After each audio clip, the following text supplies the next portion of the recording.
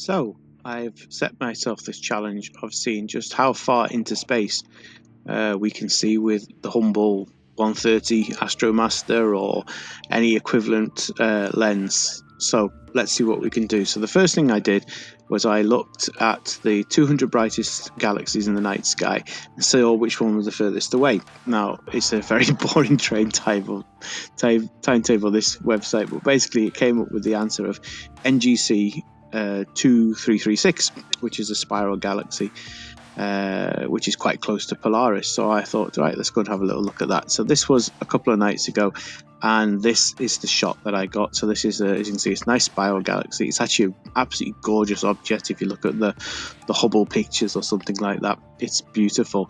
So this is roughly 100 million light years away. So when we were capturing photons from this thing, the dinosaurs are roaming the Earth, and there wasn't much else going on. So that's great, 100 million light years away. So I thought, right, how far can we do? And then I realised it's galaxy season at the moment. It's mid-April. So I thought, right, well, there is a very bright, well, relatively speaking, a very bright quasar in Virgo. So what's a quasar? Well, a quasar is a very, very active galactic nucleus. There's a huge, like, massive black hole in the middle of it, and it's gobbling up material, and it's shooting out jets of light and X-rays and gamma rays and all sorts of things. So it's extremely bright, but also they're very distant. These objects seem to be primordial. The early universe seemed to have lots of these. So when they first found these, they thought they were stars, because that's what the quasar means, quasi-stellar something or another, and that's what it was there for. So there's the brightest and the most famous quasar is 3C273. Now, all these have very sexy names as well. So I looked it up on Stellarium and plugged it into my go-to. So this is the Stellarium version, and as you can see, it just looks like a normal star. There's nothing very exciting there. It's even got a star designation, this TYC number. So I took a picture of it, put it in the old astrometry.net website, and there it is, our little quasar. And my capture is in full, is in here. So I'm just going to put this across. As you can see, that just looks like a star field. Doesn't look like there's anything very interesting there.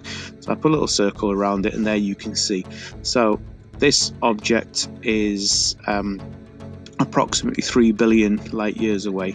So roughly half the age of the solar system, maybe it's a little less than that. Was when these photons that we captured were emitted, and it's roughly magnitude 13. Now, magnitude 13 is the visual limit of this type of telescope. It's on a clear night with averted vision, that's how low you can go. So there's every chance you could see this visually. But I thought, right, well, that's good, that's great. How far can we actually go? So then I stumbled across this object, which is called 3C147. And 3C147 is even further away. So I put this in the Stellarium, and as you can see, it's near Capella. We all like Capella, nice and bright, good winter star. And so as you zoom in and zoom in and zoom in and zoom in, there's our object. Now, as you may have noticed, this isn't a point of light like the previous quasar. There's some nebulosity to it, so that actually makes it easier for me, because then it's more distinctive than if you've got a point of light. Sometimes it's hard to distinguish them.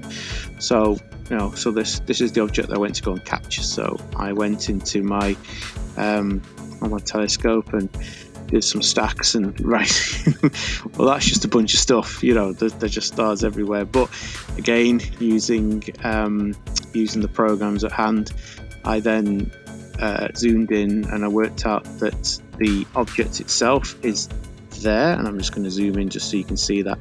So that little fuzzy blob, and it's a fuzzy blob, it's not a star, is 3C147, and I did then go and do some enhancements with it. So I just managed to sort of bring it out a little bit brighter.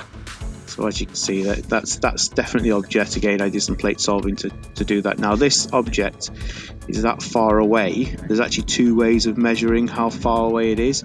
So the first measurement is the light, so how long it's taken for the light to arrive here, and it's about 5 billion years.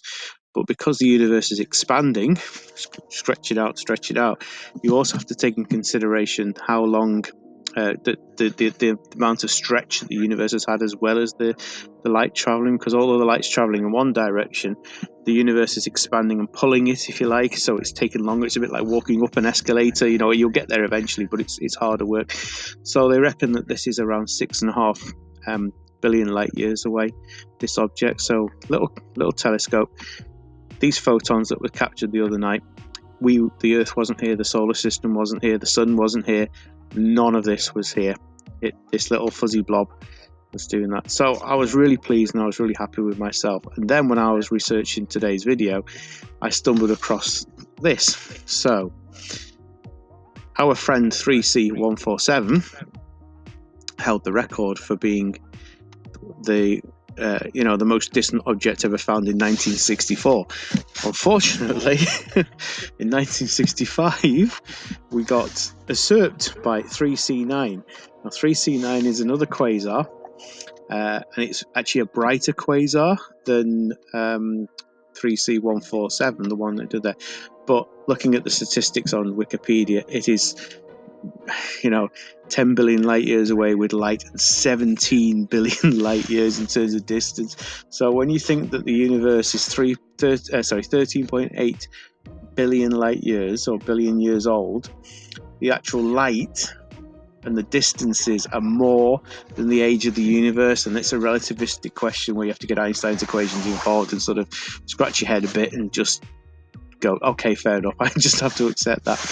But this is in Pisces, and Pisces is a autumn constellation, so I can't get Pisces at the moment, but I will definitely have a go at this, because to get an object which is technically older than the universe is just going to blow my mind. But it just goes to show what you can do with simple telescope, bit of software, a decent enough astro cam. I mean, I use a 178, which is not, it's nothing special, and you can do this sort of stuff. So there we go, mind blown. Thank you very much for joining me. Cheers.